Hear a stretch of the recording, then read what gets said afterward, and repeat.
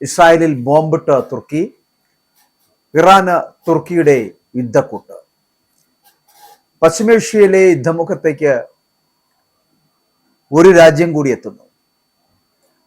Benjamin നെതന്യാഹുവിനെ Hitler എന്ന് വിശേഷിപ്പിച്ച Erdogan ഇസ്രായേലിനെ വളരെ കൃത്യമായിട്ട് ബോംബിട്ട് ആക്രമണം നടത്തുമെന്ന് തുർക്കിയുടെ നേതാവ് അറിയിച്ചിരിക്കുന്നു. ഇസ്രായേൽ പ്രധാനമന്ത്രി നെതന്യാഹുവിനെ കടുത്ത ഭാഷയിൽ വിമർശിച്ച തുർക്കി പ്രസിഡന്റ് റജബ് തയ്യിബ് എർദോഗന്റെ വരവ് വെറുതെയാകില്ല എന്നർത്ഥം.